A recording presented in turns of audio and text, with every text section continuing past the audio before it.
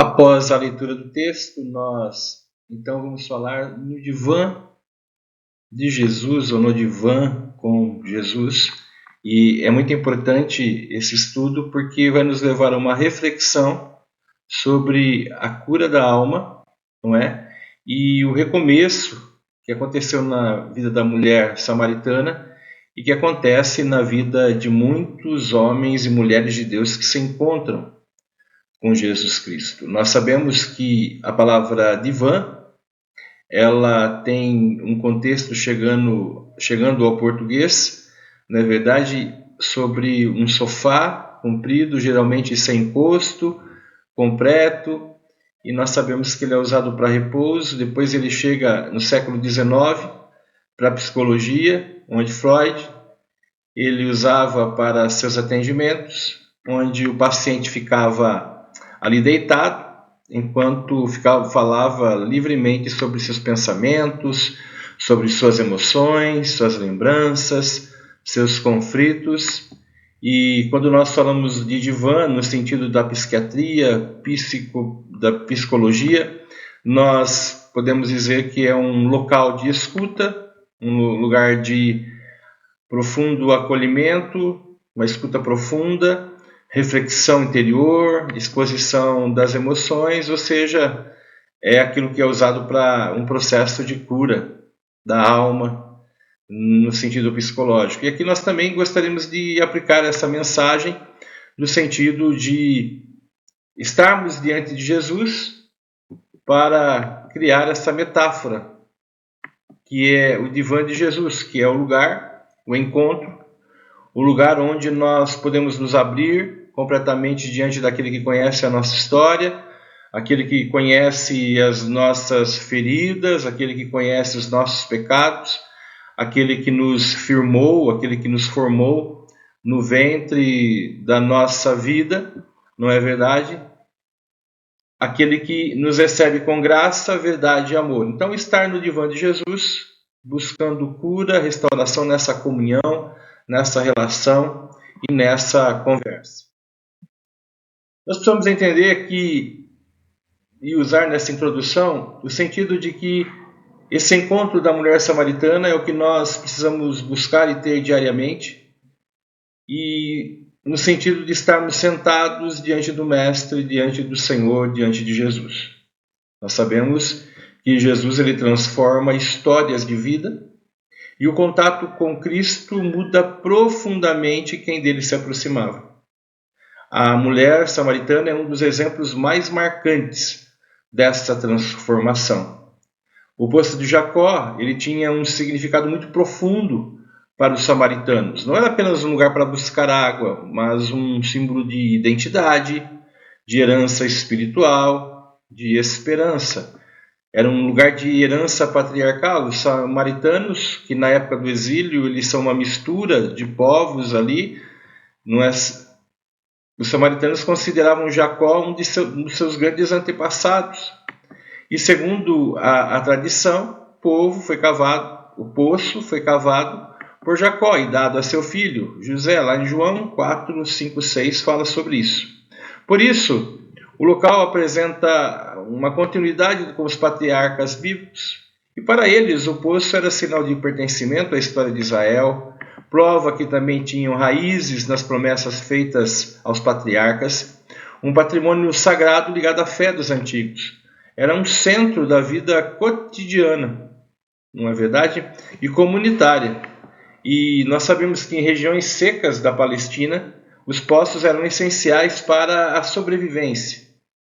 O poço de Jacó era um poço de encontro diário, especialmente para as mulheres que iam buscar água.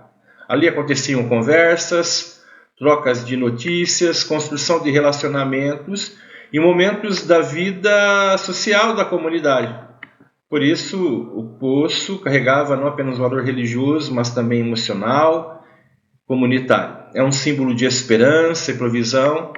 E a água, no mundo bíblico, era associada à vida, à bênção e ao sustento de Deus. Então, o poço de Jacó lembrava aos samaritanos que Deus havia provido água no passado e continuava sustentando o povo.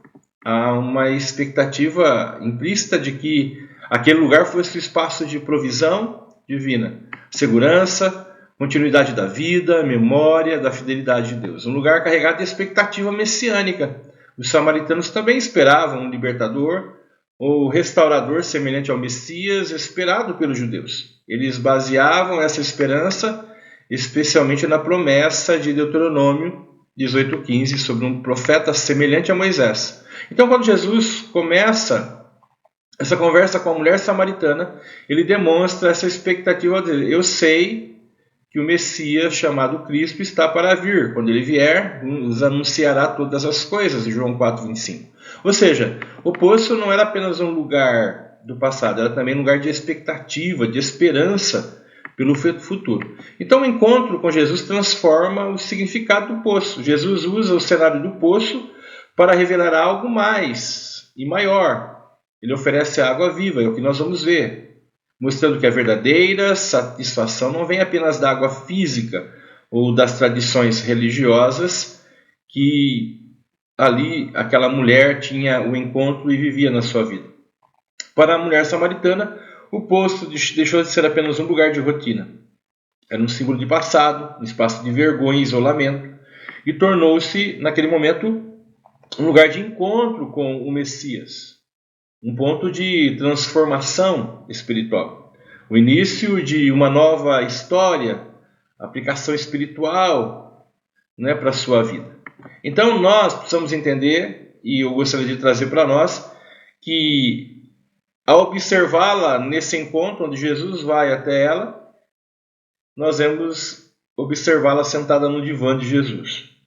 Encontramos princípios valiosos para a restauração emocional, espiritual e relacional. E é muito interessante que Jesus não precisava passar por aquele caminho, mas ele vai por aquele caminho que era de perigo e para um caminho de possibilidade de violência, mas Jesus ele vai até aquela mulher. E Jesus continua encontrando pessoas junto aos poços, aos poços da vida, e é isso que nós queremos falar sobre estar no divã de Jesus. Primeiro, o divã de Jesus é um lugar de verdade. O divã de Jesus é um lugar de verdade. A restauração começa quando nos achegamos ao Mestre sem máscaras e sem religiosidade tóxica. Jesus insiste com a graça em tocar nas feridas mais profundas da alma. A religiosidade tóxica nada mais é do que nós vivermos como se tudo estivesse bem, para que possamos aparentar para as pessoas que estão ao nosso redor de que nada está acontecendo conosco, ou viver uma máscara.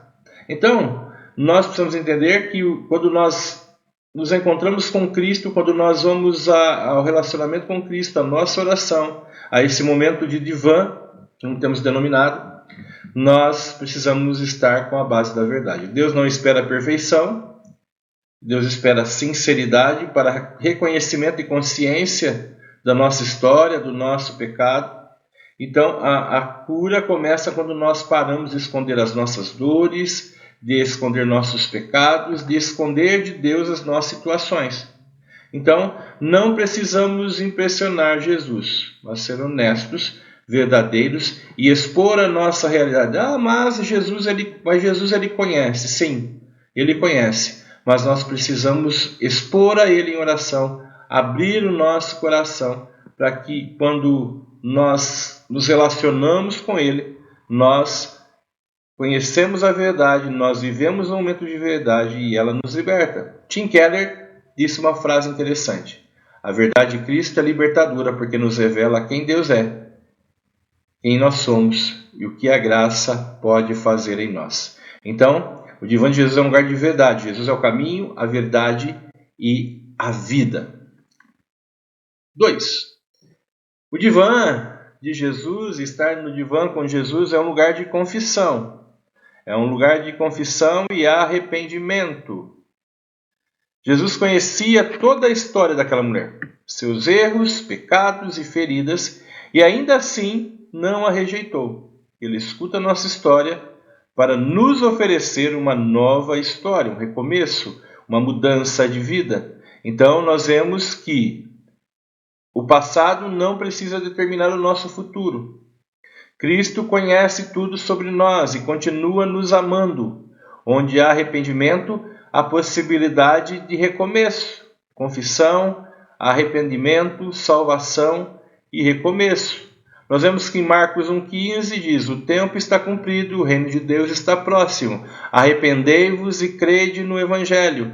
O Evangelho, a má notícia é que nós estamos perdidos em nossos pecados, nós estamos debaixo da ira de Deus, nós não temos para onde correr a não ser para Deus. Nós somos pecadores, necessitados de sua graça, necessitados da obra da cruz. E aí vem a boa notícia: Jesus morreu em nosso lugar, Jesus ressuscitou, Jesus está à destra do Pai. Ele vai voltar, mas nos envia o Espírito Santo para transformar a nossa vida, para habitar em nós, para dirigir os nossos passos. O reino de Deus está entre nós, onde? No coração daqueles que são governados e agora dirigidos pelo Espírito Santo. Atos 3,19: arrependei-vos, pois, e convertei-vos para serem cancelados os vossos pecados, para que venham tempos de refrigério pela presença do Senhor. Atos 17,30: ora, não levou Deus em conta os tempos da ignorância. Agora, porém, notifica aos homens que todos, em toda parte, se arrependam. Warren Wiersbe diz o seguinte: o arrependimento não é apenas sentir tristeza pelo pecado, é mudar de direção e voltar-se para Deus. É um lugar de confissão, é um lugar de arrependimento. Nós também temos uma frase de Charles Spurgeon que diz assim: o verdadeiro arrependimento começa quando paramos de justificar nossos pecados e começamos a confessá-los. Então, o divã, esse encontro com Jesus, é um lugar de confissão e arrependimento. Nós também vemos que o divã de Jesus é um lugar de acolhimento. A samaritana e mulher, ela carregava uma dupla rejeição somada a um passado de fracassos. Mesmo assim, Jesus foi ao seu encontro e rompeu toda barreira. Nós vemos na palavra de Deus pessoas que foram acolhidas por Jesus, mas rejeitadas, desprezadas ou marginalizadas pela religiosidade da sua época. Esses encontros revelam o coração do Evangelho, o coração da graça, em que Cristo veio buscar e salvar o perdido.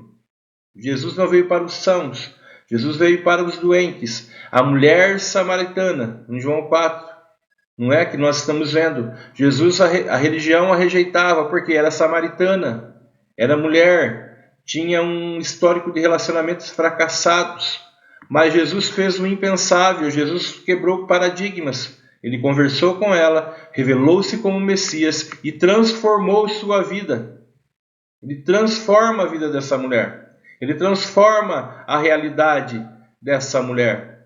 Jesus fez aquilo que nem seus discípulos ficaram admirados, fez o impensável. Ele conversou com ela, revelou-se como Messias e transformou a sua vida. Ele perdoou, ele mostrou um futuro, ele mostrou: eu sou o Messias, a promessa aconteceu, isso trouxe transformação. Jesus, ele atravessou barreiras que a religião havia construído. Nós vemos também o caso de Zaqueu. Lucas 19:10, a religião o rejeitava porque era cobrador de impostos, era considerado traidor do povo judeu, era visto como corrupto. Mas quando Jesus entrou em sua casa, a multidão murmurou, entrou para ser hóspede de um homem pecador, mas Jesus declarou: porque o Filho do Homem veio buscar e salvar o perdido. O Filho do Homem veio buscar e salvar eu e você, ele veio nos buscar, ele veio nos salvar, porque estávamos ou podemos estar perdidos em nossos pecados, em nossos delitos, mortos espiritualmente, mas ele veio para nos trazer vida, e ele trouxe vida para a mulher samaritana. Ele acolheu a mulher samaritana, ele acolheu Zaqueu, também como uma mulher adúltera, em João 8:1-10, os líderes religiosos queriam apedrejá-la. Jesus não ignorou seu pecado, mas também não permitiu a sua condenação. Nem eu te condeno, vai e não peques mais. A religião queria uma pedra na mão, mas Jesus ofereceu uma oportunidade de transformação, de abandonar o pecado, de ser habitado por Deus, de nascer de novo, de ser acolhido no reino, transformado, nos tornarmos sacerdócio real, nação santa, povo escolhido, filhos de Deus. Por isso, nós vemos que Jesus sempre oferece ao homem uma oportunidade de transformação. Nós vemos também Levi, Mateus, aquele que escreve o Evangelho de Mateus 9, 9-13. A religião via Mateus como pecador, e como nós somos também, cobrador de impostos, indigno da companhia de pessoas religiosas. Mas Jesus o chamou para ser discípulo. Quem pode ser discípulo de Jesus? Todo aquele que, quebrantado pela graça, quebrantado pelo Espírito Santo, reconhecer que Jesus Cristo é o Senhor e Salvador, é acolhido no reino, é transformado no reino, é discipulado no reino, é transformado para cumprir a missão que fomos chamados, para sermos verdadeiros filhos de Deus e cumprir a nossa missão. Nós vemos que quando o criticado respondeu: não vim chamar justos, mas pecadores ao arrependimento. Eu posso dizer para você, como o apóstolo Paulo diz, quase no fim da sua carreira: eu sou o maior dos pecadores. Nós somos pecadores necessitados da graça de Deus. O divã de Jesus está sempre disponível. Era necessário passar por Samaria, João 4,4. Não era apenas geografia, era necessidade divina. Jesus mudou seu itinerário por causa de uma única pessoa. Deus nunca está ocupado demais para ouvir você. Cristo continua buscando quem precisa de restauração. E a sua dor nunca passa despercebida aos olhos do Senhor. É um lugar sem agendamento, sem custo, sem pré-requisitos. Embora a expressão divã de Jesus seja uma metáfora, existem vários textos que mostram que Jesus está sempre disponível para receber, para ouvir, para acolher aqueles que se aproximam dele. Mateus 11, 28. Vinde a mim, todos os que estáis cansados e oprimidos, e eu vos aliviarei. Esse é um dos convites mais belos de Jesus. Ele não estabelece pré-requisitos, não exige perfeição nem religiosidade. Apenas convida os cansados a se aproximarem.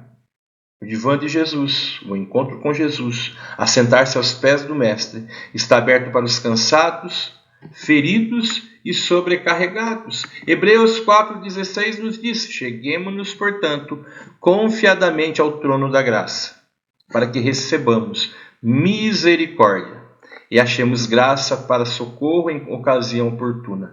O autor de Hebreus ensina que podemos nos aproximar de Jesus com confiança. Em Cristo não precisamos ter medo de rejeição. O divã de Jesus, o encontro com Jesus, estar ao poço com Jesus, significa que nós não precisamos ter medo da rejeição. O divã de Jesus é um lugar de misericórdia, graça e socorro para qualquer momento da vida.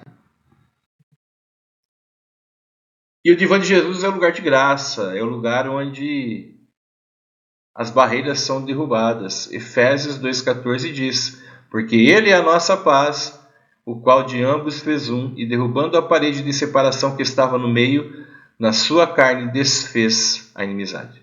O contexto de Paulo está falando da separação entre judeus e gentios. Em Cristo, as barreiras religiosas, culturais e étnicas foram derrubadas. O que antes dividia as pessoas foi removido pela obra de Jesus na cruz. A mulher samaritana, quando Jesus conversou com ela, ele estava derrubando várias paredes, preconceitos que tínhamos naquela época. A parede do pecado e da culpa foi quebrada. A parede da religiosidade exclusivista foi quebrada. Outros versículos relacionados nós temos em Isaías 57:19. Paz, paz para os que estão longe e para os que estão perto, diz o Senhor. Eu os sararei. Colossenses 1:20 diz: e que havendo por ele feito paz, pelo sangue da sua cruz, por meio dele reconciliasse consigo mesmo todas as coisas. A religião constrói muros, Jesus derruba paredes. Onde há preconceito, levantou barreiras, a cruz construiu pontes. A mesma cruz que nos reconciliou com Deus também derruba as paredes que nos separam dos outros. John Stott. Então a religião afasta, Cristo aproxima. A culpa paralisa, ao arrependimento a graça transforma. Deus não busca pessoas perfeitas, mas corações que sejam rendidos a Ele. O Evangelho é para quem se considera indigno. Então nós vemos que Jesus, ele derruba as barreiras. E a nossa conclusão é de que o divã de Jesus é um lugar de recomeço. Não há espaço para máscaras, mas há lugar para misericórdia. Não há condenação para quem se arrepende, mas transformação para quem se entrega.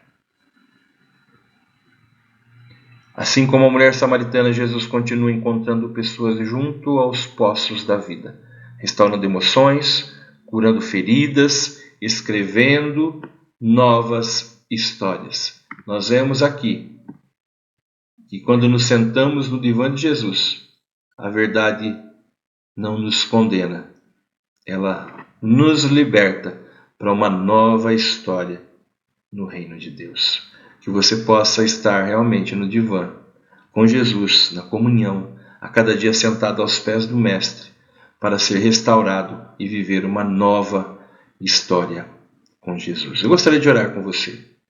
Pai querido, nós precisamos tanto de Ti. Obrigado por nos enviar Jesus Cristo para morrer na cruz. E hoje, pelo Espírito, nós podemos, a cada momento, a cada situação, ter acesso a Ti. Ajuda-nos a curar a nossa alma. Ajuda-nos, Senhor, a buscar em Ti toda cura, restauração. Ajuda-nos, Senhor, a sermos guiados pelo Teu Espírito. E que haja salvação para aqueles que ainda não entregaram a vida a Ti. Pai, nós agradecemos pela Tua bondade e misericórdia, em nome de Jesus. Amém. Deus abençoe a sua vida.